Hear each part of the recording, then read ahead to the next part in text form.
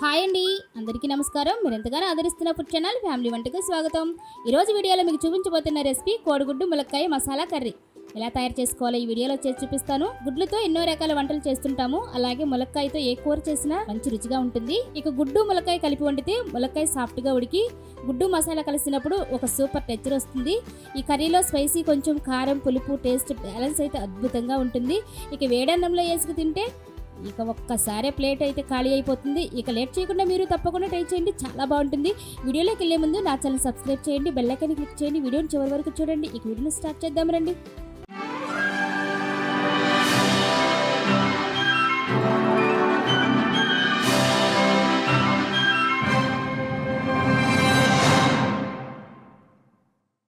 ఇక్కడ నేను కర్రీ కోసం 8 గుడ్లు అయితే తీసుకున్నానండి.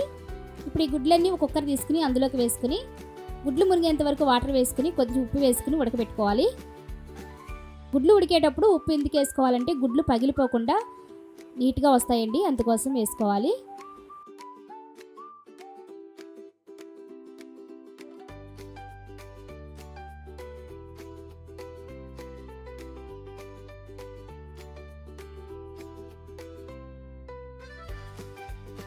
గుడ్లు ఉడికేలోపు మసాలా రెడీ చేసుకుందాం. దానికోసం ఒక మిక్సీ గిన్నె తీసుకుని అందులోనికి ఒక 2 ఇంచుల అల్లం వేసుకోవాలి. ఇందులోనికి ఒక 7-8 ఎల్లుల్లి రెమ్మలు కూడా వేసుకోవాలి. అలానే కొద్దిగా ఎండు కొబ్బరి కూడా వేసుకోవాలి. రుచి చాలా బాగుంటుంది ఎండు కొబ్బరి పెడితే.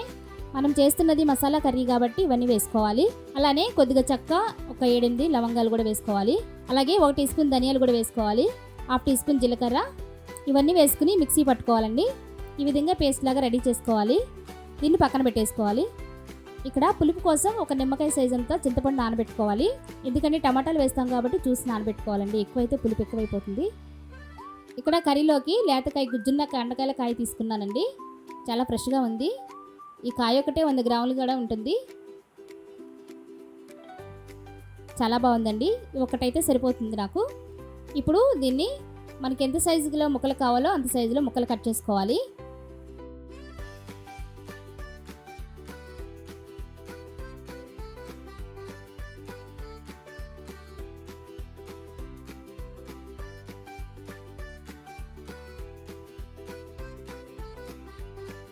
నేనైతే ఈ సైజులో ముక్కలు కట్ చేస్తానండి. చూడండి ఎంత బాగున్నాయో. పైన స్కిన్ అంతా తీసేయాల్సిన అవసరం లేదు, లేతకాయ కాబట్టి చాలా బాగుంటుంది. ఈ ములక్కాయ ముక్కలన్నీ వాటర్లో కడిగి పక్కన పెట్టేసుకోవాలి.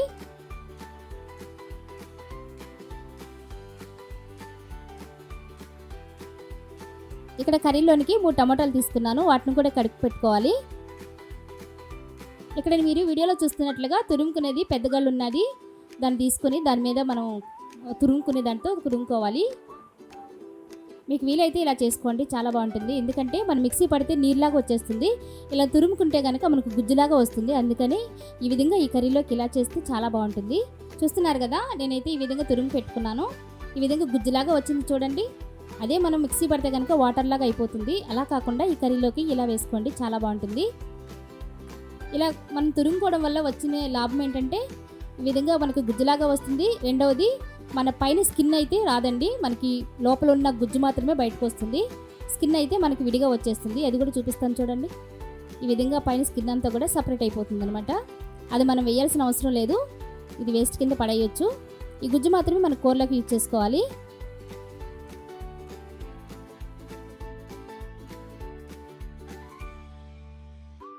ఇప్పుడు స్టవ్ వెలిగించుకుని ఒక ప్యాన్ పెట్టుకుని అందులోనికి ఒక పెద్ద కప్పు ఆయిల్ వేసుకున్నానండి. ఎందుకంటే గుడ్లు వేయించుకునే వాళ్ళు అయితే కొద్దిగా ఆయిల్ ఎక్కువ పడుతుంది.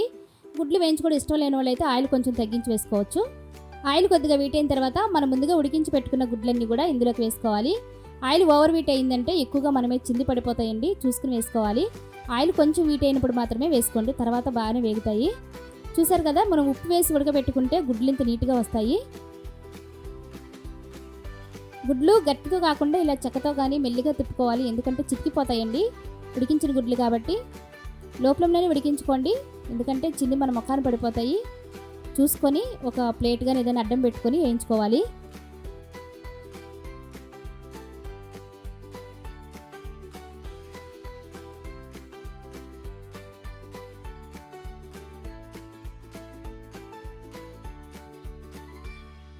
ఈ గుడ్లు మరింత ఎక్కువగా వేగపోయినా పర్వాలేదండి, ఈ విధంగా లైట్గా వేగితే సరిపోతుంది.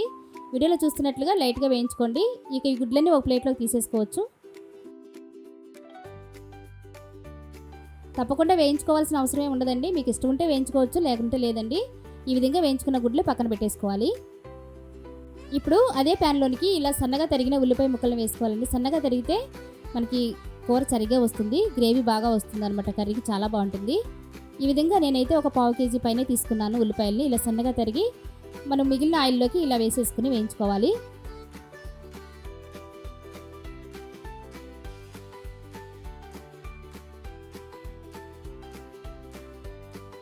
ఉల్లిపాయ కొంచెం వేగిన తర్వాత అందులోనికి రాళ్ళు వేసుకుంటున్నాను. ఎందుకంటే ఉల్లిపాయ తొందరగా మెల్ట్ అవుతుంది, అందుకోసమే వేసుకుని ఇదంతా ఒక్కసారి కలిపేసుకుని ఒక 5 నిమిషాల పాటు మూత పెట్టి ఉడికించుకోవాలి. ఒక 5 నిమిషాల తర్వాత మూత తీసి చూస్తే ఉల్లిపాయ అంతా కూడా నూనెలో బాగా మగ్గిపోయిందండి. ఈ విధంగా ఉంటే సరిపోతుంది. ఇప్పుడు ఇందులోనికి మనం ముందుగా ప్రిపేర్ చేసుకున్న మసాలా పేస్ట్ని కూడా వేసుకుని ఇదంతా మొత్తం ఒకసారి కలిసేలా కలుపుకోవాలి, తిప్పుకుంటూ వేయించుకోవాలి. ఎందుకంటే మసాలాలన్నీ కూడా మనం పచ్చివి వేసాం కాబట్టి ఈ ఆయిల్లో కొంచెం సేపు అవి వేగనివ్వాలి. అలానే ఇందులోనికి మనం ముందుగా కట్ చేసుకున్న ములక్కాయ ముక్కలు కూడా వేసి వేగనివ్వాలి. ఎందుకంటే ఇవి కూడా వేగాలి కాబట్టి ఈ మసాలాతో పాటు ఇవి కూడా వేగుతాయి. వీటన్నిటిని కూడా ఒకసారి మసాలా అంతా కూడా ఈ ములక్కాయలకు పట్టించేసి ఒక 5 నిమిషాల పాటు మీడియం ఫ్లేమ్లో ఉడికించుకోవాలి. ఇప్పుడు మూత పెట్టి ఒక 5 నిమిషాల పాటు ఉడికించుకోవాలి.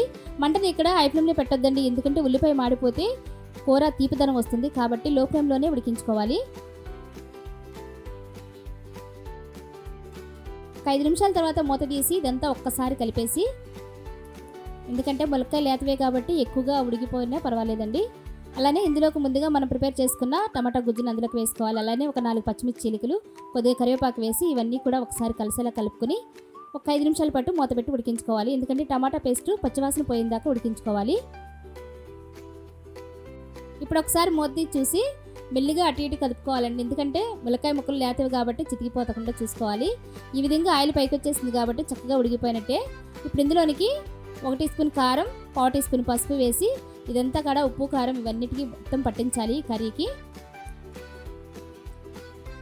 నిదానంగా తిప్పుకోవాలి, ఎందుకంటే ములక్కాయ ముక్కలు విడిపోకుండా చూసుకోవాలి. ఇప్పుడు మనం ముందుగా నానబెట్టుకున్న చింతపండు పులుసు ఇందులోకి వేసేసుకోవాలి. దీన్ని కూడా ఒక్కసారి కలిపేసుకుని మనకి ఎంత గ్రేవీకి ఎన్ని వాటర్ పడతాయో అన్ని వాటర్ వేసుకోవాలి. మీకు ఎంత గ్రేవీగా కావాలో అంత వాటర్ వేసుకోండి. ఇక్కడ ఉప్పు ఒకసారి చెక్ చేసుకుని నాకైతే సరిపోలేదండి, ఒక 1/2 టీ స్పూన్ వేసి ఇదంతా కూడా ఉప్పు అంతా కలిసేలా ఒక్కసారి కలిపేసి ఒక 5 నిమిషాల పాటు మూత పెట్టి ఉడికించుకోవాలి. ఇప్పుడు ఒకసారి మూత చూసి మనం ముందుగా ఉడికించుకున్న గుడ్లన్నిటికీ ఘాట్లు పెట్టుకుని కర్రీలో వేసేసుకోవాలి.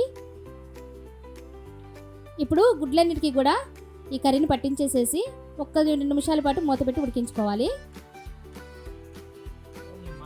చివరిలో ఒకసారి మూత చూసుకుంటే కర్రీ అయితే రెడీ అయిపోయింది. ఇప్పుడు కొద్దిగా కొత్తిమీర వేసుకుని స్టవ్ ఆఫ్ చేసేసుకోవచ్చండి. కర్రీ అయితే ఫైనల్కి వచ్చేసింది.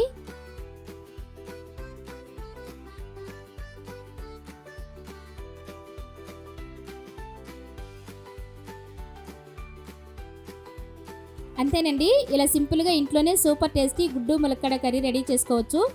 మీకు ఈ రెసిపీ నచ్చితే లైక్ చేయండి, షేర్ చేయండి, కామెంట్ చేయండి. ఇంకా ఇలాంటి టేస్టీ హోమ్ స్టైల్ వంటల కోసం నా ఛానల్ సబ్స్క్రైబ్ చేయండి. మరికొత్త టేస్టీ రెసిపీతో మళ్ళీ కలుద్దాం. Thank you for watching.